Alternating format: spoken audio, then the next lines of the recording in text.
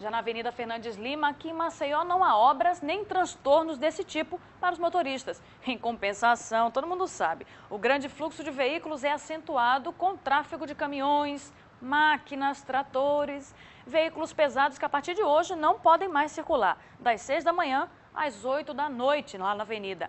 Sobre esse assunto a gente conversa ao vivo com o repórter Marco Aurélio Melo, que está lá na Avenida Fernandes Lima, a mais movimentada aqui de Maceió. Não é isso, Aurélio? Muito bom dia para você. É hoje mesmo que começa a fiscalização da SMTT?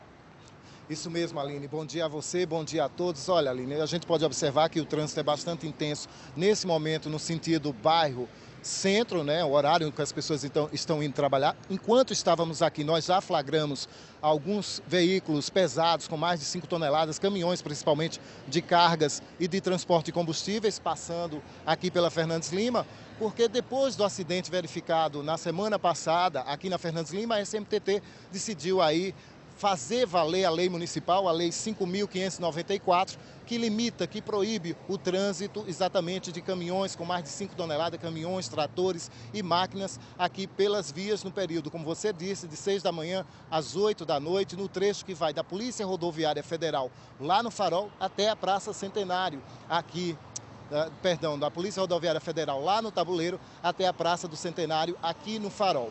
Sem poder passar por essas vias do Val de Góes Monteiro e Fernandes Lima, os motoristas de caminhões têm como alternativa para se deslocar da parte baixa até a parte alta, a Ladeira do Óleo, lá em Cruz das Almas, onde ele segue até atingir a Via Expressa, ou também o bairro do Jacintinho.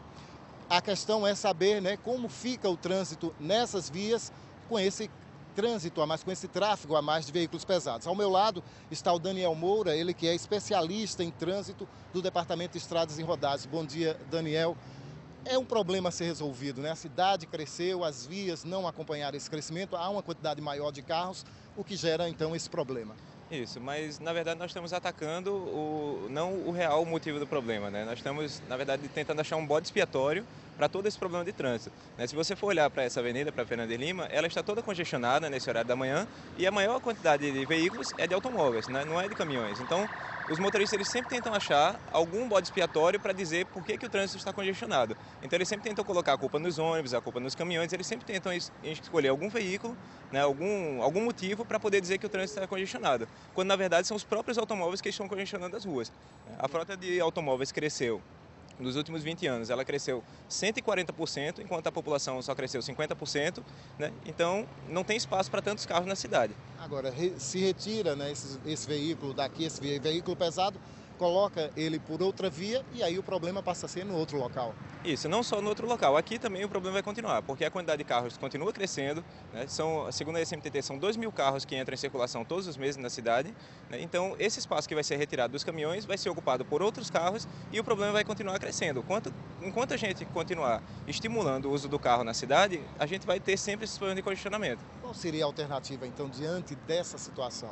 Bom, a alternativa é que os países desenvolvidos estão tomando, que é investir em transporte público e no uso do transporte não motorizado, que seria a bicicleta. O transporte público, o ônibus, ele consegue transportar até 80 passageiros.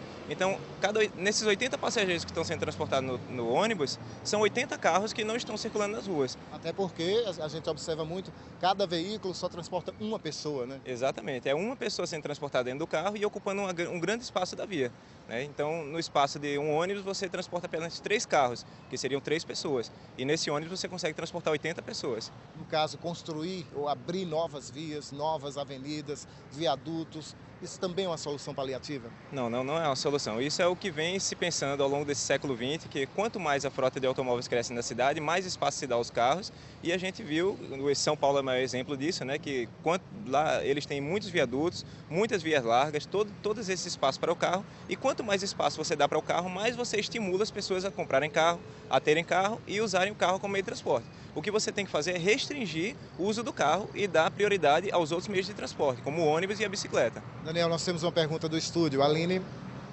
Bom dia, Daniel. Obrigado pela sua presença aqui no nosso programa. A gente vê aí que muitos dos ônibus não respeitam as faixas que são destinadas a eles, né? Acabam invadindo as outras faixas. Você acredita que isso também acentua o problema na Fernandes Lima ou não? Essa foi uma outra questão também contraditória que aconteceu há algumas semanas atrás, que a SMTT criou essas faixas seletivas para ônibus, né, que na verdade não são faixas exclusivas. A cidade de Curitiba, né, no Paraná, e também foi exportado esse modelo de Curitiba para a cidade de Bogotá, na Colômbia, eles criaram faixas exclusivas para ônibus, canaletas exclusivas para ônibus. Porque isso é que dá prioridade ao ônibus, é você ter o espaço preservado do ônibus para ele circular e que o automóvel não entre nesse espaço, para o ônibus poder cumprir o seu horário, poder cumprir as suas rotas, poder não chegar atrasado no seu destino. Mas aqui em Maceió nós criamos a faixa seletiva. O que a SMTT pensa é que o ônibus também atrapalha o trânsito. Então eles resolveram excluir o ônibus, né, segregar o ônibus nessa faixa para deixar mais espaço para os carros na rua. Daniel, nós temos outra pergunta do estúdio, Aline. Agora, Daniel, sincronizar esses semáforos na avenida, será que funciona? É aquilo que eu estava dizendo. Todas as soluções são paliativas, né? Nós ficamos tentando achar sempre soluções paliativas para resolver o problema, quando que na verdade o problema não tem solução. O problema do trânsito de automóveis na cidade não tem solução. Isso já está provado no mundo inteiro, os países desenvolvidos já perceberam isso, né, e nós estamos tentando só achar paliativos para esse problema. Então, esses paliativos vão sendo buscados e o problema não se resolve. Ok, então, Daniel, muito obrigado por sua participação. Só lembrando, Aline, que a partir de hoje a SMTT não promete uma fiscalização rigorosa aqui na Fernandes Lima, e sim um trabalho educativo de conscientização dos motoristas aí de caminhões e de veículos com mais de 5 toneladas, para que eles, conscientes, evitem, então, a Avenida Fernandes Lima e a Avenida Durval de Góes Monteiro.